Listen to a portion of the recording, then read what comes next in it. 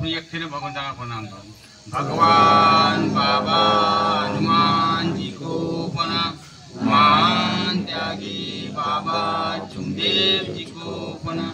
परमात्मा एक परम पूज्य परमात्मा एक सेवक मंडळ नागपूरच्या वतीने आज श्री माझ्या घरी नव्यावरून पार पडले।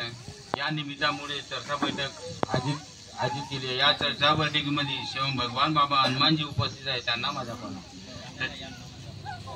तसेच वाराणसी आहे उपस्थित आहे, महान त्यागी बाबा जुमदेवजी उपस्थित आहे, त्यांना माझा प्रणाम। तसेच वाराणसी आहे उपस्थित आहे, त्यांना माझा प्रणाम। पाहुणे मंडळी आली असून त्यांना माझा नमस्कार। या मार्गात येण्याचे म्हणजे कारण की या मार्गात येण्याचे म्हणजे कारण की आम्ही माझ्या माया पत्नीच्या म्हणजे आम्ही उमरेला राहत होतो।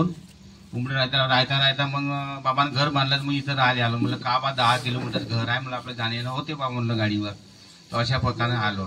तर माया पत्नीच्या मागं असं भूत लावलं होतं, अरे बापरे, ती विचारायची सोय नाही। तो परशुरामजी गजबी होता बिचारा, तो देवाच्या घरी आता मिलीन झाला। तर त्यानं मला बहुत साथ दिला, वेळोवेळी कुठेही याचा कुठेही मला घेऊन जायचा, मार्गदर्शन करायचा, भरपूर साथ दिला त्याने।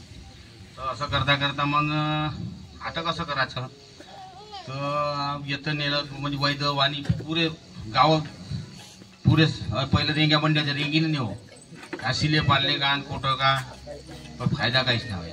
आणि परसम भाऊ पण नेलं तर साला 5 मिनिटात फायदा होय। साला हे तर म्हणलं खूपच जमलं रे म्हणलं त्या पाहिजे। मग दुसऱ्या दिवशी दारू पिलो, अरे पुन्हा भूत आलं।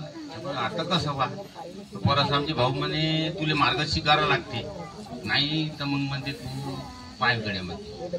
मग तसंच मग त्यानं मार्गदर्शन केलं, मग प्रभू शेंद्र्याकडे नेलं। तर सातच्या कार्यामध्ये भगवंतानं सुख समाधान दिले, पण दिल्ली पण पुन्हा रावराव भूती आहे। आता का झालं बा, आम्ही साफसफाई केलं सर्व गाद्या गुद्या सर्व, पण असं करता करता पुन्हा एक दिवस भूत आलं, खूप जबरदस्त भूत आलं। मी म्हणलं दारूही नाही पिली काही नाही, म्हणलं भगवंताले म्हणलं आता कसं म्हणलं पहा म्हणलं परसमजी, मी म्हणलं वचन दिलं भगवंताने माये चहा पिताना जसे लवलो हात कापे सकाळी मला दारू पहिलं पाहिजे। या गावचे लोक का म्हणत म्हणले हा का मार्ग स्वीकारते म्हणजे हा 2 दिवस, पण त्याची गोष्ट खरी, आमचे मा बाप ना आम्ही असे शिष्याला पुन्हा ते एकामेकाची चोरून दारू तोही आणि मी आलो वावर विषयालेच होतं ना।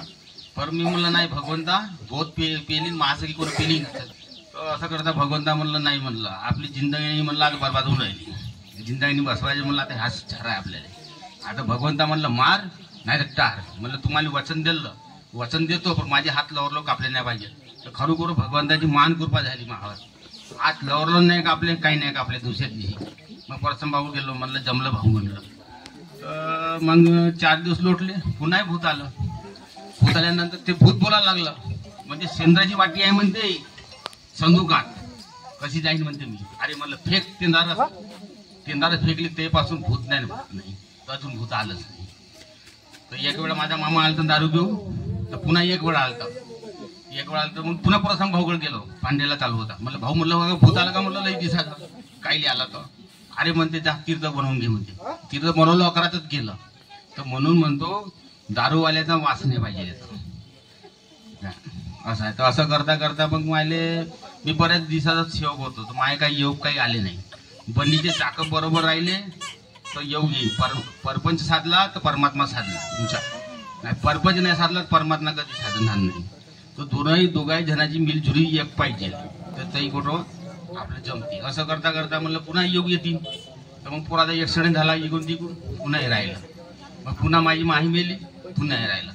असं करता करता मग आता योग आले, भगवंताने योग दिले, आम्ही आता सुखी आहोत, समाधान आहोत। तो सेवक बिचारा भोती विधी करून आपल्या मार्गात आपले देव धुव आपले पुरे शिरवते, आणि तो मार्गात येते। त्याच्या घरी भगवंताचा वास आहे का नाही, तरी हिंमतीनं राहते ना। तो तर सेवक झाला, त्याला तर पहिलं बोलतो, आज जर सेवक येत असेल ना मार्गात तरी तो सेवक झाला भगवंताचा, असं मी म्हणतो। पण असं काही करा नको, एकटीने थकले राहा, मी बी राहील, मी बी 4 तो 3 शब्द पाडी आणि तुम्ही पळा। माझा नमस्कार, भगवंताला माझी चुकली माफी मागतो, माफ करा, क्षमा करा।